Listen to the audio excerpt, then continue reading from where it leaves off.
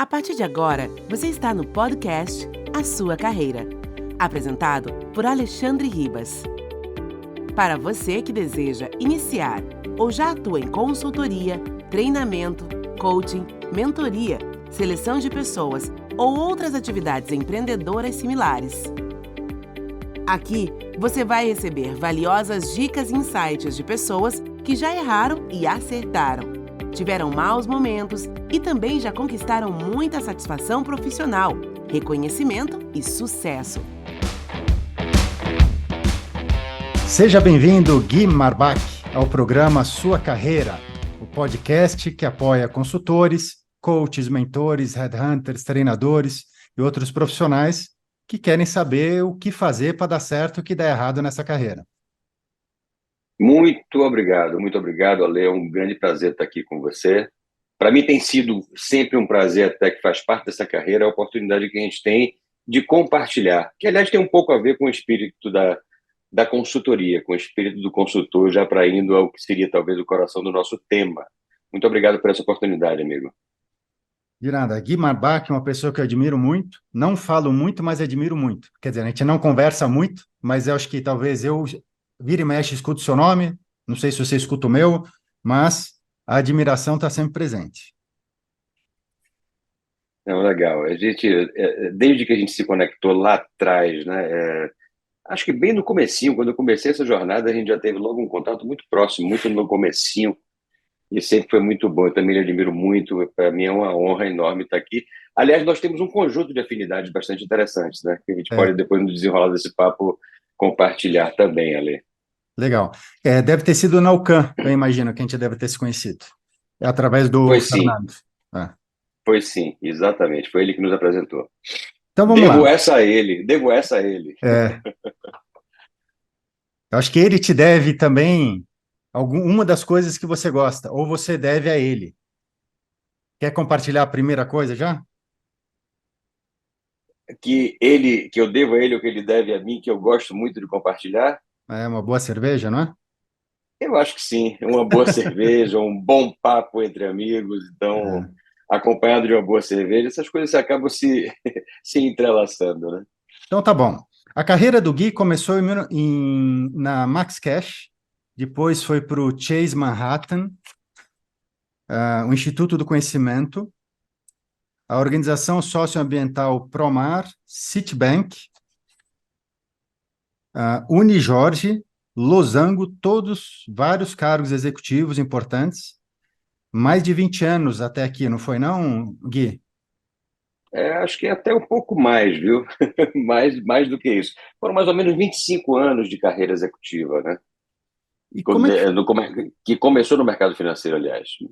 E como é que foi a tua transição? E você é de Salvador, hoje mora em São Paulo, correto? Uhum. Eu acho que alguns empregos foram lá e outros foram aqui, não é? Exato. E como é que foi a tua transição dessa carreira já de sucesso executiva para entrar como partner da consultoria Ocam? O Fernando, que a gente acabou de comentar. Exato. Vamos lá. Eu fiz uma carreira executiva no mercado financeiro no começo e eu tive uma carreira que ela caminhou, Ale, assim, com muita velocidade. Então, muito rapidamente eu me tornei líder de pessoas. Então, eu comecei, na realidade, no Banco Econômico. Você falou até do Max Cash no começo, o Max Cash já foi um pouquinho depois, tá? Já foi um empreendimento, assim, quando eu já estava querendo sair do mercado financeiro, mas rapidamente eu fiz uma jornada em que, logo com 2 anos que eu comecei a trabalhar, eu já passei a ser líder de pessoas, e de lá foram mais de 20 anos como líder de pessoas, até uma última posição de liderança, que eu tinha uma equipe aí de em torno de 600, 700 pessoas. Mas o que aconteceu? Como eu fui progredindo, prosperando na carreira executiva, eu cheguei a um certo espaço dentro das organizações que eu comecei a reconhecer dentro das organizações, à medida que a gente vai crescendo, claro, a gente tem uma tarefa com uma abordagem das relações políticas preponderando em relação até aos aspectos técnicos específicos e aquilo que, né? E que esse pedaço é o pedaço que me trazia um certo incômodo, né? Sem nenhuma crítica, sem nenhum julgamento, mas não era um campo onde eu gostava tanto de operar. Isso não me preenchia efetivamente. E aí foi quando eu comecei com alguns incômodos.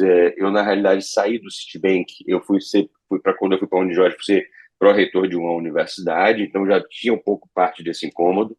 Ter ido para a universidade, ela já trazia um pouco, me trazia um pouco para a área de educação.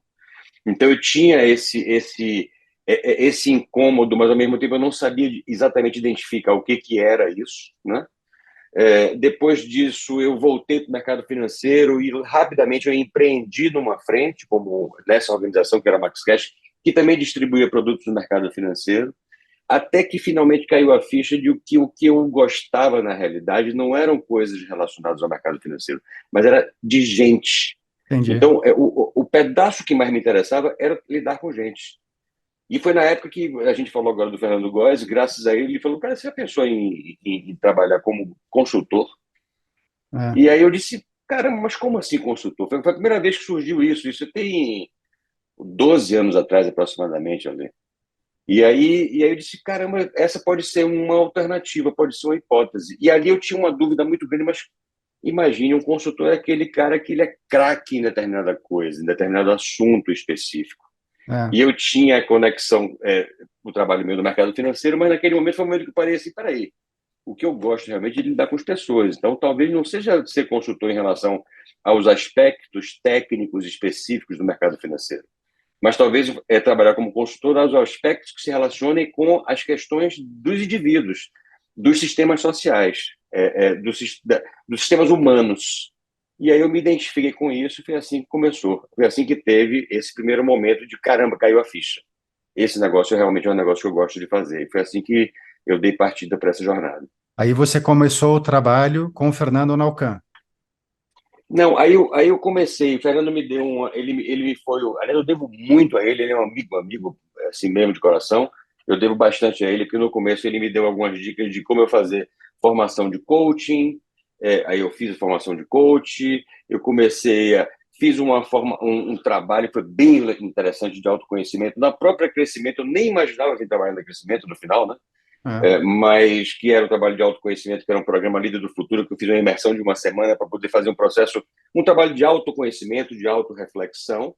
E aí eu saí, na realidade, para fazer a minha consultoria. Eu, consultor. Tá. Então eu montei a Gui Marbach S.A., que naquela altura não era Gui Marbach, era Guilherme mesmo, Guilherme Tá. Marbach, meu nome original. Aí eu montei essa que era Gui Marbach S.A. Então eu passei ainda, antes de entrar para a Alcan junto com o Fernando, eu passei uns 2 anos operando como autônomo, eu buscando a minha própria identidade como consultor. Então eu comecei, foi meu mentor, digamos, ele já tinha saído para essa jornada, e aí eu comecei a aventurar. Foi quando eu trabalhei para o terceiro setor com alguns programas, né? Entrou aí do que você falou antes com o Instituto do Conhecimento, a própria Promar, que até hoje eu sou conselheiro dessas organizações, tá? Mas o começo não foi com o Alcão, o começo foi eu individual, Tá, e que ok. já é um pedaço da jornada que foi um aprendizado muito grande. E quais eram as áreas específicas que no início você atuava? Quais segmentos de consultoria ou treinamento você atuava? O primeiro momento, a ideia era eu me tornar coach executivo. Tá. Então, essa foi primeiro passo, digamos assim. Eu me tornar coach executivo e contribuir com algumas organizações na perspectiva de uma consultoria estratégica para organizações do terceiro setor. Então, começou assim. Essas foram os dois primeiros olhares que eu tive. E rapidamente, aí foi quando teve esse segundo momento com o Fernando, foi quando eu me conectei com o desenvolvimento de liderança. Tá, ok. Mas começou por aí, tá? Aí você, depois de 5 anos, mais ou menos 5 anos e meio, você foi para crescimento e hoje você é sócio-diretor, pelo que eu entendi, responsável pela divisão de cultura organizacional. É isso? Exatamente, exatamente. Sim. E antes, como é que foi o teu direcionamento para você acabar se posicionando como o cara de cultura organizacional? Como é que foi o caminho até chegar a esse posicionamento teu? Legal. Vamos lá. Eu Acho que algumas coisas que eu acho que são importantes aqui compartilhar, né, que foram assim, desafios bem relevantes. Logo no começo, quando eu saí para ser eu SA, digamos assim, eu consultor, eu tive uma necessidade de ter pessoas próximas, e foi quando eu me associei com o Fernando. Tá. Até então, eu fazia trabalho como coach, eu fazia o trabalho dessa consultoria para o terceiro setor, e quando me associei com o Fernando, a consultoria que o Fernando tinha montado, que era a Ocam, na realidade, antes disso, a Havik Consulting, que era uma divisão de Havik, que depois virou a Ocam, ela tinha um foco de desenvolvimento de liderança. Então, eu me conectei para começar a trabalhar no desenvolvimento de liderança. E o primeiro projeto, um projeto grande que a gente teve, de uma trilha de liderança para uma organização que estava passando por uma fusão, e, portanto, ela tinha uma fusão cultural, eu descobri que essa trilha de liderança ela era parte de um programa de desenvolvimento cultural. E eu tive acesso ao primeiro assessment, ao primeiro diagnóstico de cultura, dentro de um formato, e até então eu não. Isso tem 12 anos atrás, viu, Ale? Até então eu não reconhecia que existia uma métrica para medir cultura. Quando eu vi isso, de cara eu me encantei. De cara, esse negócio é incrível. Eu trabalhei em organizações de cultura muito forte, como o Citibank, HSBC, o próprio Banco Econômico lá atrás. Reconheci o que era isso, mas eu não tinha ideia de que existia uma ciência que tratava desse tema. Então, quando eu olhei esse negócio se conectou comigo de cara. Eu adorei isso. Caramba, tem métrica para olhar para a cultura. E aí eu comecei a me debruçar sobre esse tema, comecei a estudar a partir daí, entendeu? Assim que começou a vir esse tema da cultura na minha vida. Isso logo foi bem no comecinho, as coisas que tem que ser, né? Acontece na vida. É. Então, a forma que chegou desse jeito, eu emplaquei, gostei, curti, digo, pô, vou seguir por aqui, entende? Então, foi assim, desde lá de trás. Aí eu vim me especializando, né? Aí tem uma longa história, né? Tem É, uma, tem uma jornada por aí. essa sua formação você fez em Londres, do Barrett? Não, eu fiz, na realidade, até uma historinha interessante. Logo quando esse diagnóstico de cultura que eu vi, eu posso falar isso aqui porque esse é público, eles permitem, foi da fusão cultural da Tóquio Seguradora com a Real Seguros, que deu origem à Tóquio Marine. Tá. E uma determinada consultoria apresentou o diagnóstico dentro do modelo Barrett. Eu amei esse resultado e disse, cara, eu preciso entender o que é isso. E aí rapidamente, um mês depois, eu procurei me informar como aconteceria isso, e estava acontecendo uma formação nessa metodologia em São Paulo, que não tinha, feita por uma pessoa chamada Adolfo Jarrin, que hoje é o COO da Barrett Value Center, e ele veio para fazer essa formação aqui, um venezuelano, ele veio para fazer essa formação aqui como um trainer, né? Sei. E foi assim uma coincidência incrível, e aquelas coisas da vida que vão se encaixando, né, Ale? E aí eu fiz essa formação aqui no Brasil, e você vê, e acabei trabalhando tanto com isso que acabei virando uma pessoa que eu formo consultores nessa metodologia, né? Mas Então, foi aqui. se algum consultor que estiver ouvindo quiser fazer essa formação com você, procura na Crescimento, que é por lá o programa?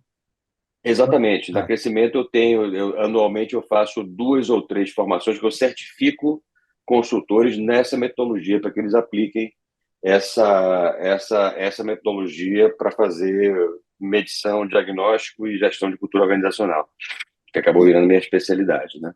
E a tua certificação pela Hofstede Center na Holanda? Do que se... Pois é, aí o que aconteceu? Quando eu descobri esse modelo do Barrett, eu disse, caramba, devem existir outros modelos. Aí eu comecei a pesquisar e estudei tudo. Então eu dei uma pesquisada, descobri o modelo Hofstede, descobri o Okai, que ele é o modelo de Cameron e Quinn. Eu descobri o modelo Trompeners, Denison, Walking the Talk. Eu comecei a estudar tudo, me encantei sobre o modelo do Hofstede também e fui para a Holanda fazer uma certificação lá no Hofstede Center. Foi uma certificação, durante uma semana eu fiquei imerso lá em Haia, The Hague, na realidade, foi bem interessante o processo todo, mas depois eu voltei e acabei, aí foi bom que eu olhei tudo, mas para escolher o modelo Barrett como modelo principal, por alguns aspectos que eu acredito bastante no método, né? E aí é o que eu uso preponderantemente. Mas no que eu faço, eu uso um pouco de elementos de cada uma dessa metodologia que eu acabei estudando. Então, pesquisei de tudo, como você está vendo, né? Mas formação científica mesmo eu fiz a do Hofstede e fiz a do Barrett, todas as duas que eu fui até o final. Eu já comentei com você uma vez, Gui, que a impressão que me dá, quando se eu pudesse falar o que eu sinto, nossa, parece que isso que o Gui faz é como uma luva para ele. Quando eu vejo você, vejo o vídeo teu no YouTube, ou converso de alguma maneira, ou fico tendo notícias, acompanho. E a tua formação original é economia pela PUC, lá em Salvador, depois você fez o MBA executivo pelo IBMEC, toda essa carreira na área financeira. Durante essa carreira, teve momentos que você falou, um dia eu quero estar onde você está hoje, ou de alguma maneira você falou assim, talvez você pudesse falar assim, olha, eu não sei direito como descrever, mas eu gostaria de estar num lugar que seria o que você está hoje? É curioso, é interessante essa pergunta que você me fez agora. Você sabe que durante a minha carreira, o que eu pensava, na realidade, era de prosperar dentro do que era aquele modelo de carreira de um executivo tradicional. Então, eu olhava para esse lugar e corria para alcançar a prosperidade nesse lugar. E quando eu comecei a me aproximar daquilo que seria o limite do meu sonho original, eu disse, caramba, não é exatamente isso. Mas, e aos poucos eu fui identificando a minha grande afinidade, que era justamente essa afinidade da relação com pessoas, essa pegada que é uma pegada humanista das relações humanas, de olhar e compreender o funcionamento dos sistemas humanos, né? Então, quando você fala que isso é como uma luva para mim, sim, é onde eu olho com naturalidade. Então, hoje eu sou diretor da Crescimento, sócio da Crescimento, eu tenho aqui um empreendimento a tocar, então eu tenho uma tarefa empreendedora. Coincidentemente, eu estava conversando agora, antes de conversar com você, eu estava conversando com o Arthur Diniz, que é meu CEO, e também ele é meu mentor, uma pessoa que eu admiro muito, e a discussão é justamente essa, porque, na realidade, ele, como meu líder, né, o que ele pode me pedir para eu entregar um pouco mais de resultados é justamente nesse pedaço, que é o pedaço do empreendimento, dessa coisa empresarial, tá certo? Porque onde entra com a luva, que é onde eu estou em flow com a vida, é quando eu estou dentro de sala. É Entendi. quando eu estou conduzindo pessoas, é quando eu estou fazendo a abordagem. Isso é aquela, assim, se conecta com a minha alma, sabe? Aquela coisa mais que me traz mais próximo do que se conversa mais com a minha própria essência. Então, eu gostei da expressão metafórica que você trouxe, que é como uma luva que encaixa para mim, mas isso é verdade, porque é bem dentro daquilo que eu trato com muita naturalidade, com muita facilidade, porque eu gosto genuinamente, é onde eu me encontrei profissionalmente, porque esse é um lugar legal de trabalhar. É aquela coisa, o que é que você, Gui, faria de graça? A gente faria Ah. isso aqui de graça, entendeu? E fazer isso que a gente faria de graça, mas ao mesmo tempo ganhando dinheiro, melhor ainda, né? Claro. Mas esse é um lugar onde eu me sinto bem. Então, realmente, isso se conecta muito intimamente com aquilo que eu valorizo, com aquilo que eu gosto. Faz todo sentido. Quando você fez o curso de coaching, você fez aonde?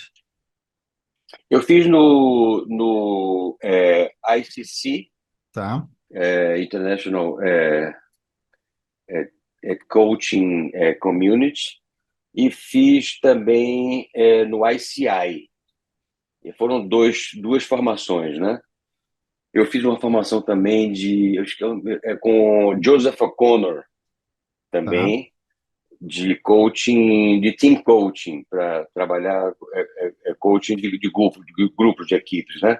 E tudo isso é importante porque quando a gente olha para a cultura organizacional, que é o que eu faço mais proximamente, a gente está olhando para o funcionamento do sistema humano dentro de uma organização, mas é importante a gente olhar o que é a organização como um todo, que é um grande sistema humano formado por pequenos grupos, né? E em particular, a gente tem que olhar para o primeiro time executivo, para o C-Level, como um grupo importantíssimo na geração do que vai acontecer do ponto de vista de cultura, e também para cada um desses indivíduos, né? Então, você tem três grandes instituições, a organização como um todo, os grupos e os indivíduos. Para cada um desses sistemas, existem abordagens e ferramentas que você usa apropriadamente para cada um deles. Então, a parte toda de coaching, de mentoria, isso é bem importante quando a gente olha cada um dos indivíduos, porque as organizações não se transformam, né? Quem se transforma são as pessoas, mas trabalhar para orientar e mentorizar as pessoas a serviço do que é uma escolha estratégica é um trabalho individual, assim como tem os trabalhos que você faz de como esses grupos funcionam, como eles negociam, entre eles, né? Como eles constroem acordos que também, do ponto de vista desses pequenos coletivos dentro da organização, vai ao encontro do que a organização quer como um todo. Então, tudo isso numa jornada de evolução cultural, trazendo para a consciência, trazendo para a intencionalidade de buscar uma cultura que a gente deseja, precisa ser olhado, tá? E aí um bom pedaço até do que como a gente se conectou lá atrás com as ferramentas que você entrega, Alexandre, elas são poderosíssimas, excelentes para os trabalhos todos de autoconsciência, né, de tomada de consciência individual, e que a gente, a partir daí, se associa com as necessidades da organização. Então, isso se conversa dessa forma, dessa maneira, né? Bom, pegando um gancho, né? Você também tem certificação com a TTI em ferramentas de assessment, né? Para aproveitar aí. Sim, claro, claro, claro, claro. Poderosíssimas, incríveis. Me diz uma coisa, Gui.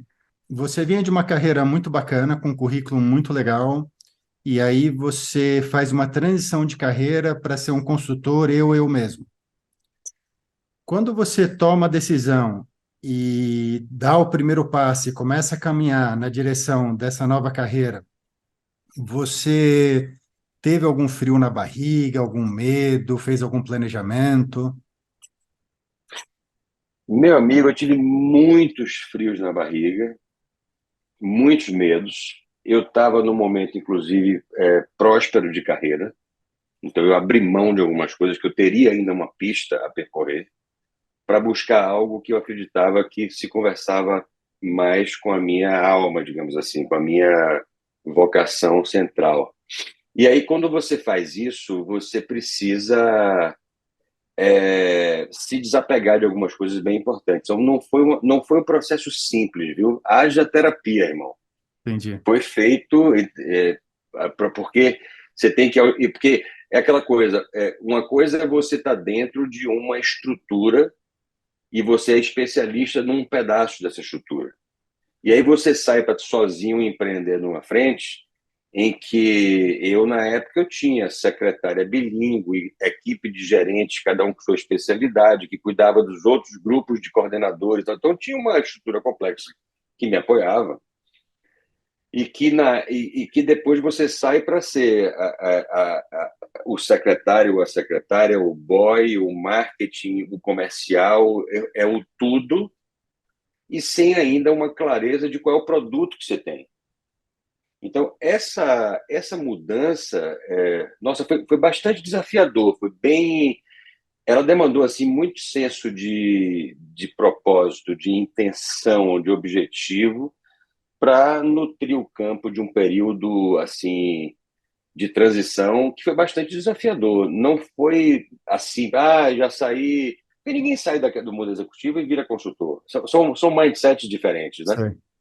Então, você tem que mudar um pouco o jeito que você vai lidar com o seu negócio. Então, o modelo de negócio muda, a forma de pensar precisa mudar. Então, não foi simples. E outra coisa, e aconteceu, eu não trabalhei assim, disse, ó, uma parte da sua pergunta, inclusive, eu decidi agora que eu vou ser consultor. Então, vou me preparar, daqui a 5 anos eu saio do que eu estou fazendo e vou ser consultor. Não foi assim que a coisa aconteceu. Eu tinha uma inquietude que eu não identificava exatamente qual era. Eu saí do mundo executivo para empreender num negócio e depois de empreender nesse negócio eu descobri que não era exatamente isso que eu queria. E aí foi que eu me descobri como uma vocação para consultoria. E isso aconteceu de uma forma, eu diria assim, acidental. Tá. Até ela se tornar intencional teve um tempo. Esse foi o meu processo, tá, Ale?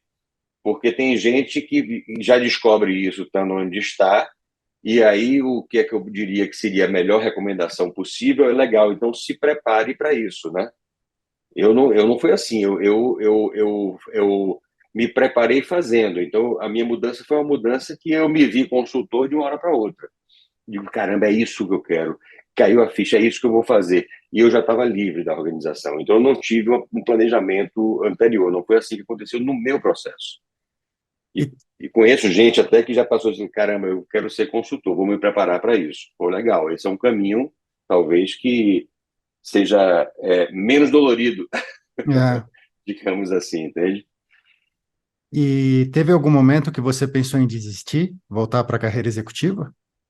Vários, vários. Isso me permeou, eu tive muitas propostas no meio do caminho, logo no começo, o pessoal, algumas consultas, "Ah, você não quer voltar, não quer fazer e tal. Então, e no começo as coisas não são fáceis, né? Porque você não tem ainda o seu novo modelo operativo funcionando bem, né? E até, olha só, tanto é que é o seguinte, é aquela coisa, eu naveguei como consultor independente durante 2 anos, mas rapidamente eu senti o seguinte, caramba, eu senti, o que é que eu posso dizer assim, uma solidão intelectual, digamos assim, essa foi uma Sei. coisa. De cara, eu não tenho ninguém do meu lado para debater, para discutir, para me desafiar e tal. Então, essa foi até a principal motivação de me juntar com o Fernando e mais 2 outros sócios para montar o Ocam. Justamente para poder ter essa parceria, né? Então, tinha um lado do empreendimento que, em conjunto, nós poderíamos ter mais força para seguir, mas, por outro lado, em especial, tinha essa questão de não se sentir sozinho. Então, você veja que, embora eu tenha saído do mundo executivo para virar consultor, depois eu me deparei de novo buscando uma estrutura também, uma estrutura empresarial, que naquele momento eu era menor e depois acabei vindo para crescimento, que é uma outra história, que já é uma organização muito mais bem estruturada, né? É. Então também eu acabei buscando um tanto disso, porque esse é um desafio muito grande para. Ainda mais quando você é um consultor independente, você tem que ter uma disciplina de olhar para todas as funcionalidades de um negócio, sabendo que você vai ter que ser aquele self-made man, né? De fazer o tudo, cada uma das tarefas, cada uma das funções. Isso é um desafio, isso por si foi um grande desafio no meu início, já que não foi planejado, entende? E quando que foi o momento que você falou, agora vai, ou agora foi, né? Eu acho que o momento foi quando eu já estava junto na Alcan, naquele momento que já era um grupo, e que começaram a surgir os projetos, e eles começaram a performar. Entendi. Os projetos maiores. A gente performa, que é diferente eu fazer um coach de um executivo, como eu estava fazendo e tal. Mas quando começou a entrar quando começou a aparecer a entrega feita para organizações e que isso performava, eu de caramba, legal, puta, eu estou aprendendo aqui algo, já sei fazer alguma coisa como consultor. Eu já reconheço isso como consultor. E aí, logo depois, que aí entrou para o que é hoje essa tarefa como uma pessoa de cultura organizacional, aí começaram a surgir os projetos de cultura. E eu comecei a me identificar com os projetos de cultura. E aí a lei tem uma peculiaridade bem importante, que é um outro pedaço que é bem relevante, que aí eu vim valorizar tudo que eu fiz antes, porque, tudo bem, eu estudei, como eu falei aqui, uma série de métodos e maneiras diferentes de olhar para a cultura, mas eu tive a experiência de sentir o que é o calor de uma cadeira É. executiva, né? Eu fui CEO, empreendi numa empresa que ela chegou a ter 100 colaboradores, cento e poucos colaboradores, então tinha um certo volume. Eu fui C-level em organizações, então trabalhando, reportando direto para o CEO, como foi na época lá da Losango, assim como foi na época da universidade. Então, o fato de ter vivenciado isso me permite dialogar dentro dessa esfera das organizações hoje com o que eu tenho de metodologias, compreendendo razoavelmente o que é que pode se passar na cabeça dessas pessoas e qual é o tipo de necessidade que essas pessoas, que esses executivos têm quando eles estão nessa busca. Então, isso é muito bom, isso ajuda. Então, eu não sou um consultor que tem um purismo acadêmico por princípio. Eu trago, sim, um arcabouço técnico, teórico, que eu estudei um pouco do que é essa especialidade que eu acabei assumindo, mas eu trago na minha experiência uma jornada como executivo. Então, quando eu compreendi essa associação do método da compreensão do funcionamento do sistema humano enquanto cultura, associada à minha experiência e colocar isso a serviço, agora foi. É, Foi a hora que, caramba, agora foi. que Agora eu legal. tenho algo que realmente isso faz uma diferença, isso é legal, né? Olha, eu acredito que você, com uma certa tranquilidade, conseguiria montar uma palestra a respeito da sua primeira fase como consultor, o você sozinho. Também Uhum, conseguiria, na minha opinião, montar uma palestra para a tua segunda fase, que é a fase da UCAM, onde você já uhum, estava ali associado com pessoas de alto nível, numa consultoria bem premium, assim, de alta qualidade, pequena, né, em termos de tamanho, porém de grande em termos de qualidade de entrega. Aí depois você vai para um terceiro degrau, que você vai para crescimento, que é uma empresa já era muito bem estruturada, na minha opinião, muito profissional, com uma reputação muito boa, né? E passa um tempo ali, eu acho que ali daria para fazer uma terceira palestra dessa tua experiência. E agora vem a quarta palestra, que eu não sei se está na hora de elaborar ou não, que é quando a Cegos chega. Como é que aham. foi essa outra transição para você como consultor, agora fazendo parte desse grupo gigantesco que é a Cegos? Caramba, deixa eu ver como é que eu elaboro isso aqui para você, porque na realidade, o que que aconteceu nesse processo com a chegada da Cegos do Grupo Cegos para crescimento, né? O Grupo Cegos ele é líder global de treinamento e desenvolvimento de liderança. E quando ele chegou aqui para o Brasil como um mercado que ele objetivava entrar, ele trouxe essa oportunidade utilizando-se como porta de entrada a própria crescimento, mas aqui no Brasil ainda é muito pouco conhecida. Sim, E esse processo que começou aí no finalzinho de 2019, começo de 2020, primeiro mês de 2020, logo antes da pandemia, inclusive de começar a pandemia, ele, ele veio com o princípio do seguinte: olha, façam exatamente tudo que vocês fazem da mesma maneira. Então, quando a gente olha para o Brasil, a gente olha o Brasil como crescimento ainda com uma identidade de marca muito forte e com uma independência muito grande. Para a gente foi muito importante esse momento, inclusive, até foi uma sorte que a gente deu enorme, que foi logo antes da pandemia, e nós olhávamos para a Cegos como uma organização que já trabalhava com modelos digital há tá. 20 anos. Então, a gente botou, inclusive, até foi curioso isso, Ale, que a gente botou o seguinte: olha, colocamos o cronograma de integração, digamos assim, de sinergia, em que o pedaço da parte digital era para a gente começar a trabalhar ele no começo de 2021.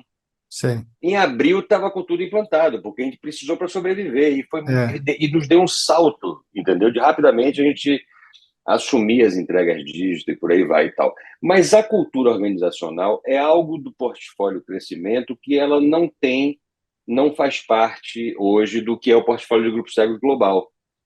Então, da mesma forma que a gente hoje exporta para o mundo inteiro a operação de líder do futuro, o que está em perspectiva, talvez, para os próximos anos, é exportar o que a gente tem de técnica e de metodologia para a gestão de cultura organizacional. Porque isso originalmente não tinha no Grupo Cegos, entende? Então, se eu fosse escrever esse novo capítulo, eu diria o seguinte: esse novo capítulo ele tem uma parte dessa escrita que é um plano original, um sonho, talvez, de daqui a pouco estar disseminando ou compartilhando para o restante do mundo o que a gente desenvolveu como método aqui no Brasil, que vai ser incrível se isso acontecer no princípio, no propósito de poder criar o maior impacto possível do que está no nosso propósito de fazer o mundo melhor a partir da evolução das pessoas e das organizações, entende, Ale? Então, por um lado, a gente tem o amadurecimento desse processo, até do próprio trabalho de fusão com a Cegos, a partir da Cegos, né, com o crescimento, mas na pegada do que é o meu trabalho, eu estou muito aqui ainda no Brasil dessa maneira, mas tentando organizar. Porque tudo que a gente faz hoje como cultura, que nós fazemos, nós criamos, nós desenvolvemos. Aliás, esse trabalho com cultura organizacional, de uma maneira geral, o mundo está aprendendo a lidar com isso. Então, tem muita organização trabalhando com cultura, mas todo mundo num certo aprendizado. A liderança já tem muito mais tempo de trabalho e tal. As organizações estão aprendendo a dar importância a colocar energia na gestão intencional da cultura, né? Para que a cultura não aconteça só acidentalmente. A cultura vai se criar, ela está se criando. Então, eu diria que o capítulo é esse aí, o capítulo de amadurecer esse processo. Ele está ganhando maturidade cada vez mais, né? São muitos anos trabalhando, muitos projetos realizados, são mais de 80 projetos. Então, isso acaba trazendo uma massa crítica para construir um modelo que a gente possa depois levar para outros países dentro do nosso grupo, que é um grupo grande, que está em 50 países. Essa é a ideia. E jornada linda. Uma das coisas que, quando eu vi que foi anunciado, né, a chegada da Cegos aqui, eu dei uma pesquisada na internet e eu vi a gigante que ela era, eu não conhecia, né? Uhum. E aí eu fiquei imaginando a biblioteca de oportunidades que essa empresa tinha, que talvez, sei lá, precisaria de algumas décadas para chegar na metade, para implantar aqui no Brasil, e olhe lá. Então, Uhum. essa foi foi um pensamento que me veio. O outro foi que era a minha curiosidade, que tem a ver, você que já acabou respondendo, que é eles chegando aqui no Brasil e falar, pô, a gente é gigante, estamos em quase 50 países, mas isso que eles fazem a gente não faz, ou eles fazem melhor, né? Então, quer dizer, isso teve esse olhar deles, né? Dessa maneira, até de Uhum. uma certa humildade de não enfiar a goela abaixo um método, um sistema deles, né? Sim, sim, sem dúvida. Que, aliás, eu diria o seguinte, um dos grandes equívocos que existem hoje nos processos todos de M&A é essa coisa do que a gente chama do takeover cultural, de você engolir a organização adquirida, e com isso você destrói muito valor. Mas o que está na cabeça dos processos de M&A, eles até descobriram um novo significado para a palavra sinergia, né? Porque sinergia para M&A é o seguinte: como é que eu posso otimizar custo? É. Entendeu? Então é um negócio maluco. E com isso se destrói muito valor. E faz parte da própria natureza humana, do aspecto egóico da natureza humana, né? De, olha, ali comprei, agora deixa eu lhe mostrar aqui como é que se fazem as coisas do meu jeito, entende? E manifestar isso. Você trouxe uma palavra muito importante, que é essa coisa de humildade. E, amigo, o Grupo Cegos ele foi crescendo, fazendo conexões, associações, aquisições ao redor do mundo, tá? Mas aprendeu a fazer isso porque é uma organização que em 2027 vai fazer 100 anos de vida, Nossa, entendeu? isso é raro Então, nesse meio, hein? isso é raro nesse meio. Muito raro. Então tem embarcado nela muita maturidade, né? E Cegos, na realidade, eu nem sei exatamente o que significa cada uma das letrinhas, mas nasceu lá atrás, um acróstico, né, de essas letrinhas. Cegos significava, mas que era uma associação de pessoas que, lá na origem, na França, que se uniram, assim como consultores e tal, para criar um modelo de compartilhamento e para desenvolvimento de pessoas, desenvolvimento de organizações. Surgiu assim lá atrás, como uma associação, como se fosse quase que um sindicato, mais ou menos, né? Simplificando aqui, mas talvez mal comparando. Mas por isso esse nome, né? Você me pergunta, o que é que significa isso? Na realidade, ele nasceu de uma expressão que é um conjunto, primeira inicial de um conjunto de palavras, né? E de lá para cá ele vem se desenvolvendo, crescendo dessa maneira, mas o respeito e o tratamento com a história é incrível. Então, a gente não tem ninguém da Cegos trabalhando aqui no Brasil. Ninguém. Nós somos hoje os mesmos sócios originais da Crescimento desde quando entrou. Nós temos aqui um CFO, que é um dos sócios, que é quem organiza um aspecto, claro, que é relevante com a matriz, digamos assim, a nossa matriz, né? Tá? Então traz para o. Mas fora isso, a parte da essência do que é o negócio, na realidade, nós somos muito respeitados dentro daquilo que a gente faz, dentro do reconhecimento de marca que crescimento não tem aqui no Brasil. Mas, enfim, então é uma experiência, inclusive, até do ponto de vista de cultura, muito relevante, muito importante, né? Nessa sua longa jornada, que ainda está longe de terminar, eu imagino que uma das próximas etapas seja começar a registrar e imortalizar algumas ideias e pensamentos. Como é que está isso, Gui? Eu estou começando a construir a estrutura e já elaborando algumas coisas do meu primeiro livro, que eu quero ver se eu consigo publicar em, no máximo, um ano. Quando eu comecei com você aqui agradecendo por essa oportunidade de compartilhar, a gente acredita genuinamente, Gui, nós todos aqui temos genuinamente a importância que tem o conhecimento, que ele tem valor quando ele é multiplicado, quando ele passa, né? Então, é curioso porque, por exemplo, eu trabalho cultura com uma metodologia que eu certifico as pessoas dessa metodologia aqui no Brasil, como já comentamos, e muitos dos meus alunos, vou chamar assim, que vieram, com os quais eu aprendo muito até, porque tem pessoas incríveis que vêm para se certificar comigo, pessoas com muito mais experiência e anos de consultoria até do que eu, tá certo? Olham para mim como especialista nesse método, nesse jeito de fazer, e que são pessoas que eu compartilho absolutamente tudo que eu aprendi, né? E, e as pessoas perguntam, mas cara, você está ensinando para os consultores que são concorrentes, coisas que você faz? Eu digo, não, não, não, de jeito nenhum, nós não somos concorrentes. Para mudar o mundo, como a gente tem essa ambição, precisamos ser muitos, precisamos de muita gente que traga esse aspecto da humanização nas relações das organizações. Eu queria até aproveitar aqui justamente para engatar com esse por que eu escolhi como principal método o método Barrett, justamente porque o método Barrett é um método de gestão de cultura por valores, e ele é um método que trata isso na perspectiva evolucionária. E quando a gente fala de valor, valor é tudo aquilo que a gente precisa. Aquilo que a gente precisa, a gente valoriza. Então, os valores de um indivíduo, de uma organização, melhor, especialmente de um indivíduo, eles estão conectados com as necessidades. Então, quando a gente fala de gestão de cultura por valores, se você vai para o cerne disso, a essência disso, é fazer a gestão da cultura a partir das necessidades humanas.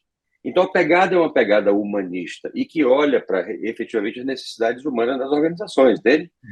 Então, nesse princípio, quando a gente olha assim, pô, temos como propósito mudar o mundo a partir da evolução das pessoas e das organizações, é o nosso propósito, a gente precisa compartilhar muita coisa, a gente precisa realmente É. ensinar para as pessoas aquilo que a gente aprendeu e multiplicar essas informações. E o livro que eu estou começando a trabalhar, ele vem nessa ideia de tentar trazer, em síntese, o que é a essência desse aprendizado, dessa minha jornada até aqui, né?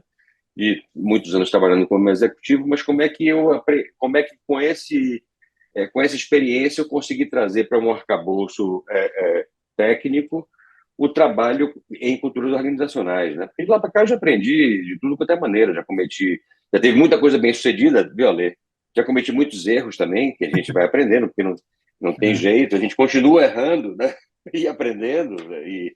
E assim a gente vai, assim a gente segue, mas eu estou com esse projeto, sim, começando já a trabalhar, estruturar, já estou no esqueleto disso, já estou evoluindo e juntando as peças desse quebra-cabeça para tentar colocar isso dentro de uma escrita que possa ser compartilhada, né? Dessa história até aqui. Seria muito bom ter mais pessoas com essa mentalidade de abundância. Seria mais fácil. É, Essa é a ideia. Essa é a ideia. Essa é a ideia. Abundância. Você falou tudo agora. eu tenho um programa lá de mentoria com os clientes da TTI, né, que são predominantemente consultores, Uhum. e eu procuro compartilhar o que eu aprendi, né, as dicas, sacadas, tudo. E é impressionante quando a gente está ensinando e compartilhando aquilo que a gente tem até de único, coisas que você pode até pensar, fala, eu acho que ninguém no mundo teve essa sacada até onde eu sei. E aí você compartilha. E parece que automaticamente você começa a ter insights de coisas mais legais, ou você aprende, uma pessoa fala uma coisa, outra pessoa fala outra, com o seu pensamento conectou, aí gerou uma nova cor que só surgiu porque as pessoas se abriram, né? Eu gosto muito disso. Ah, Eu, diga. sim, não, eu acredito plenamente nisso. Então, Eu sempre, quando estou nos meus cursos, eu começo fazendo um convite, é o seguinte, gente, vamos aqui criar um espaço de aprendizagem para todos nós, né? Eu aprendo muito, é muito interessante. Por exemplo, nós usamos um pouco do que a teoria U do Otto Scharmer Hum, para facilitação. A gente usa um pouco disso para trazer para emergir a partir do que é a intuição desse coletivo, uma nova inteligência do grupo. Então a gente traz isso muito. E foi interessante que eu compartilho isso, né, como algo que é relevante, que os consultores eles embarquem como uma fonte de conhecimento que ajuda nas facilitações. E teve uma das turmas que eu tinha uma pessoa que fez uma formação com Otto Scharmer lá no MIT. sei. Então, quando eu falar disso, a primeira coisa que eu fiz assim, olha, gente, com licença, eu queria convidar aqui você, fulano, para vir aqui. Agora vou sentar na É, sua cadeira, você vem aqui e conta para a gente como é que é esse negócio. Então você encontra pessoas incríveis, que aí, então isso acaba se tornando um lugar de aprendizagem e especialmente, e até do que você trouxe agora que eu concordo plenamente, existe uma fonte de conhecimento a ser compartilhado que ela brota de uma estrutura de aprendizagem empírica, fora de qualquer livro, daquilo que cada um viveu.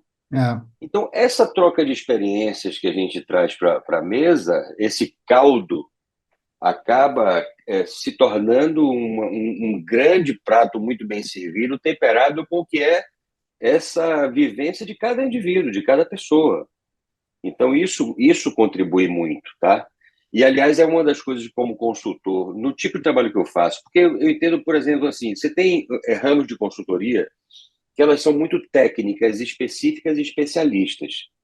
E elas trazem respostas técnicas para questões específicas e especialistas. No meu caso, o que a gente traz é a construção de um campo para que possa emergir, aí eu volto para o Otto Scharmer, a partir dessa própria, como é que eu posso dizer, desse próprio núcleo, aí, desse próprio ambiente das pessoas que são os meus clientes, que possa emergir a partir deles mesmos aquilo que é a essência do que precisa vir, entende? Então, nesse aspecto, e eu acho que talvez é uma dica aqui para que os consultores comecem a se olhar muito para esse lugar, é valorizar muito o que vem e não somente aquilo que vai. E o consultor, ele às vezes tenta se vestir de uma roupa de professor é. e muitas vezes ele afasta mais do que ele aproxima. Porque não necessariamente essa técnica que a gente tem, ela precisa ser aplicada do jeito que está escrito no arcabouço, né? Ela precisa ser aplicada da maneira que é possível ser aplicada dentro daquele sistema, dentro daquele lugar, dentro daquela maneira daquela organização trabalhar, né? E essa coisa, às vezes, você no começo falou o seguinte, não, porque muitas vezes o consultor ele é um especialista, ele é um técnico, tudo bem, ele precisa ser profundo naquilo que ele está trazendo ali, claro, óbvio, né? Mas uma dica, com alguma coisa que eu aprendi batendo cabeça, viu, Ale, sendo muito sincero, aprendi apanhando, né? Mas a gente, às vezes, como consultor, se nutre de uma certa arrogância, como se fosse professor de Deus, e que É, isso é o pior caminho possível que eu entendo que alguém pudesse assumir, ou melhor, é a melhor maneira possível de se afastar é. da essência do seu cliente, né? Que outra dica você pode trazer para a gente, para quem está querendo ou entrar em consultoria ou dar uma alavancada, melhorar, alavancar em consultoria, pela tua experiência? Olha, eu acredito que é o seguinte, múltiplos conhecimentos é muito bom. Então, por mais que nós sejamos especialistas em alguma coisa, eu acho que quanto mais a gente conseguir, mesmo na nossa especialidade, mas reconhecer outras escolas, mesmo aquela que a gente não adota, né? Tá? Então, assim como para mim foi muito valioso eu estudar várias coisas para olhar para a filosofia do Barrett como algo, caramba, isso aqui me leva para um lugar que eu acredito plenamente, mas eu tenho fonte de referências de muitas coisas periféricas, tá certo? Então, isso eu acho que é bem importante, né? E uma outra coisa que eu acho que é bem importante, de uma maneira geral, eu diria que Dialoga um tanto com isso que eu provoquei aqui, do respeito às pessoas com as quais nós estamos nos relacionando. E eu hoje estava com uma das 5 maiores empresas que existem hoje no Brasil, com a pessoa de recursos humanos dessa organização, mais uma vez ele atestando como tem acontecido das pessoas, muita gente assim, que não era muito comum antes, mas que agora entra, a expressão que ele usou, quando fulano surtou, Sim. quando viu uma certa... E eu acredito muito, Ale, que a partir da experiência que a humanidade sofreu com a pandemia, mudou de patamar a relação que as pessoas passaram a ter com o trabalho, com os sistemas, tá? Então, independente do que a gente seja, do que a gente trabalhe, então eu acredito plenamente que a gente deve dar um peso relevante ao olhar para as necessidades humanas, trazer um pouco de humanismo, de humanidade para as relações de uma maneira geral, entendeu? Então, a gente estamos num momento de muita carência, né? É, De uma maneira geral, e o que a gente tem de uma maneira geral na humanidade com todo esse movimento das redes sociais, das questões das mídias, e que a gente olha, aí se estabelecem modelos de perfeição de pessoas, e que você olha para aquilo como se fosse uma coisa incrível, e aí as pessoas criam como um padrão, né? O que é aquilo como um ideário. Nossa, como essa pessoa é feliz, bonita, bacana. E, na realidade, aquilo ali é só uma capa, é só uma casca. Mas quando a gente cria esse ideário, isso aumenta o gap, porque nós nos reconhecemos como nós somos com todos os nossos problemas. E se eu estou visualizando para esse ideário que se cria, isso é ilusório. Então, nós estamos vivendo uma crise em relação a isso muito grande. Então, o que eu estou provocando aqui, que eu acho que é importante para quem trabalha com consultoria. As pessoas estão procurando as consultorias porque elas têm algumas carências, elas têm algumas necessidades, elas têm algumas deficiências, podem ser técnicas, mas todas elas permeadas por necessidades humanas. Então, do lado de lá, por mais que você tenha todas as técnicas, é importante você estar sabendo que você está tocando com gente, né? Tem uma frase até do Jung que eu me lembrei agora, né? Tenha todas as técnicas, conheça todos os métodos, mas a tocar uma alma humana seja apenas uma outra alma humana. é. Essa é uma frase do Jung. Então, eu acho que isso eu acho que é algo bem importante. É bem importante. Claro, você tem que ter profundidade no que você está oferecendo de conhecimento ali enquanto consultor. Mas do lado de lá tem alguém atrás do crachá. E eu acho que isso aí, olhar para esse lugar, é um olhar que eu acredito que faz a diferença. É um tempero adicional que faz toda a diferença. É uma outra recomendação que eu daria, sem dúvida. É Claro, uma- isso, Ale, fora aquelas questões básicas de estudar com profundidade o que você está oferecendo, de conhecer todas as técnicas correlatas ao que você está fazendo, aquelas coisas que são coisas do que é, digamos assim, o essencial do produto que você tem, né? Eu ia comentar que isso que você comentou é uma enorme oportunidade que eu, da minha parte, eu não vejo sinais de que vai diminuir a demanda por profissionais que façam o que você falou, né? Cada vez Uhum. mais. Eu acho que quanto mais tiver a digitalização, que traz um distanciamento, né? Os medos que as pessoas cada vez mais acho que a pandemia intensificou um pouco isso. Saber isso que você falou, ser uma alma que toca uma outra alma, vai ter uma grande demanda e um grande diferencial para quem enxergar dessa maneira, fazer um trabalho de maneira muito correta, muito ética, respeitando que as pessoas têm sonhos, têm emoções, têm medos, têm necessidades, têm carências, né? Saber trabalhar nessa área é muito gratificante também. Sem Bom, Gui, dúvida. diga. Não, sem dúvida. Eu acredito genuinamente nisso. E quando eu falei o seguinte, eu estou em flow com a minha alma, com a minha vida, quando eu estou em sala facilitando, mas basicamente porque eu estou em conexão com pessoas, porque eu estou aprendendo, porque de alguma maneira eu estou também contribuindo. Então, Isso tem, na essência, exatamente o que você falou. A gente está ali, é, nós estamos nos reconhecendo como seres humanos, como pessoas que têm tudo isso aqui que você trouxe. Eu concordo com isso genuinamente. Muito bacana, muito legal. Gui, foi uma conversa muito, muito legal e, sinceramente, eu gostaria que a gente não deixasse de conversar nos próximos anos, para eu poder acompanhar também os próximos capítulos, né? Que, como eu comentei, assim, é muito bacana, é muito legal conhecer a história de pessoas como você, é inspirador. E saber que, como eu comentei, essa longa jornada ainda está longe de terminar e que muita coisa boa vai sair daí ainda, com certeza. Então, eu quero agradecer muito a tua presença aqui no nosso programa, a sua carreira nesse podcast. Se você puder compartilhar os seus dados, se alguém quiser entrar em contato, rede social, e-mail, se for o caso. Tá, joia. Não, eu queria agradecer por essa oportunidade. É como eu já comentei, é um prazer. E eu acho que é uma questão de propósito, essa oportunidade de compartilhar.